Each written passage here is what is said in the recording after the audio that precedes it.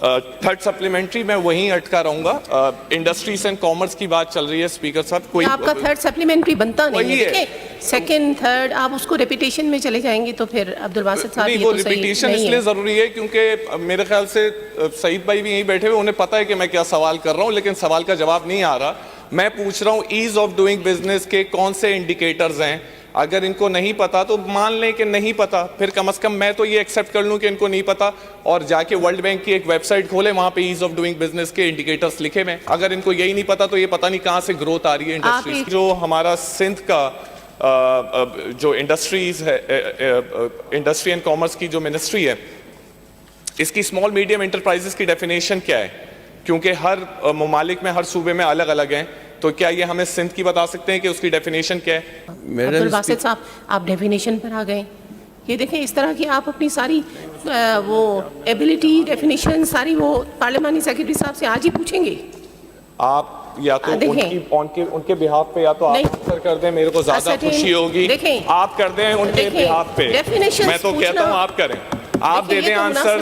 میں انڈسٹری, جب میڈم ہم بات کر رہے ہیں تو اسمال میڈیم انٹرپرائزز انڈسٹریز ہی ہوتی ہیں. یا تو ہمیں یہاں ڈیفینیشن نہیں پتا, انڈسٹریز اینڈ کامرس کے کوشچن چل رہے ہیں, ہمیں کچھ پتا ہی نہیں ہے. ایز آف ڈوئنگ بزنس کا پوچھ رہا ہوں تو وہ نہیں پتا, اس کا پوچھ رہا ہوں تو یہ نہیں پتا, تو پھر کوشچن آنسر چھوڑ دینا. آج بول دیں کہ نہیں ہے بندہ ہمارے پاس. ایشو یہ ہے کہ یہ لگ رہا ہوگا کہ پارلیمانی سیکرٹری صاحب کو میں بول رہا تھا یہ کوشچن, لیکن مجھے پتا ہے کہ یہ ایک سیکرٹری کی جاب تھی منسٹری کی کہ ان کی تیاری کر کے یہاں بھجواتے, ان کو پوری انفارمیشن دیتے. جب ان کے پاس بیچارے کے پاس انفارمیشن ہی نہیں ہے, منسٹر صاحب خود اویلیبل نہیں ہے, تو ہمارے یہ کوشچن آنسر کرنے کا نا کوئی فائدہ نہیں ہوتا. آپ کو اپنی حد تک تو وہ انفارمیشن دے رہے ہیں نا, اب آپ کو سیٹسفائی, آپ کیسے سیٹسفائی انفارمیشن نہیں دے پا رہے. انفارمیشن تو میڈم چیئرمین آنسر ایک بھی نہیں ملا. یہ میرا 8واں سوال ہے, اگر 8ویں سوال پہ بھی مجھے کوئی آنسر نہیں مل پا رہا تو اس کا مطلب ہے یہ نااہلی پہ بیوروکریسی کی ہے. میڈم یہ سوال ظاہر ہے کوئی 3-4 مہینے ہوئے کوشچن جمع کرائے تھے, تو ان کا پراپر جواب ہونا چاہیے تھا, اور یہ کوئی نیو کوشچن بھی نہیں ہے کہ جو پارلیمنٹ سیکرٹری کے پاس جواب نہیں ہے. مطلب یہ رسپانسبلٹی بیوروکریسی کی کہوں, کس کو کہوں, کہ جو اہم محکمے ہیں یہ جو ملکی سطح پہ ترقی کرنے کے لیے انڈسٹریز لگائی جاتی ہیں, ان کی ڈیٹیلز ہی نہیں موجود نہیں ہیں. افسوس کی بات ہے. کتنی کمپنیز جو ہیں وہ بند ہو گئی ہیں, اور 18 سے 23 تک جو ہے وہ کتنی کمپنی بند ہیں. اچھا, جواب میں جو چیز آئی ہے وہ یہ کہ ہمارے پاس بنیادی جو ہے ڈیٹا جمع کرنے کا میکانزم نہیں ہے.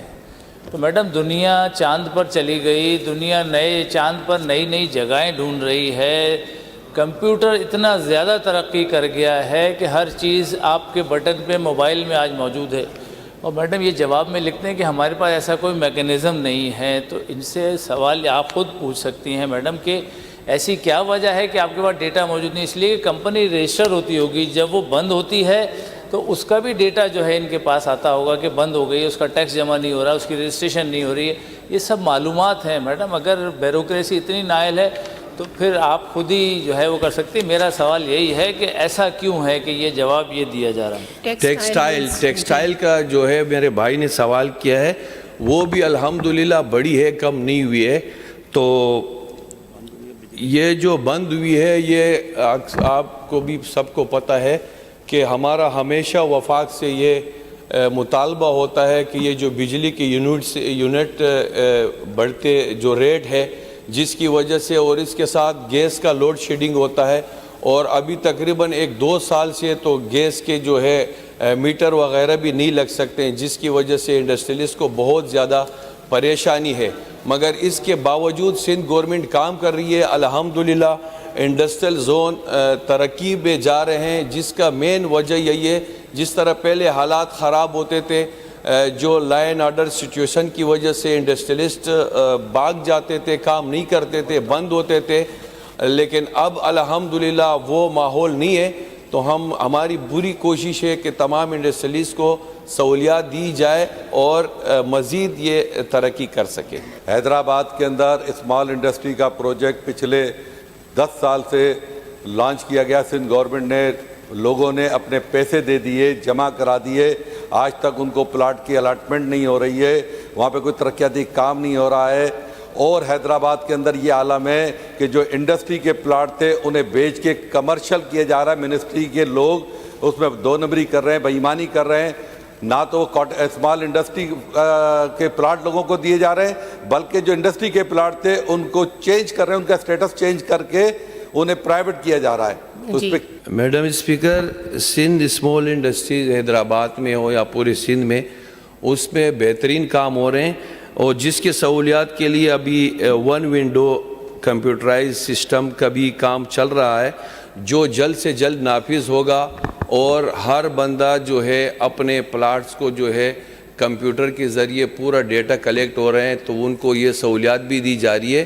اور دیگر بھی اسمال انڈسٹریل میں جو بھی سہولیات ہے اس کے لیے سندھ گورنمنٹ کام کر رہی ہے. اور ابھی تقریباً کچھ 5 کروڑ ارب کی لاگت سے کوئی وہاں پہ جو وہاں کے روڈ ہے اور دیگر ڈرینیج وغیرہ کا سسٹم ہے اس کے اوپر بھی کام ہو رہا ہے. انشاءاللہ اس کوشش کر رہے ہیں بہت جلد اس کو بہتر کرنے کی, اور کوشش کریں گے.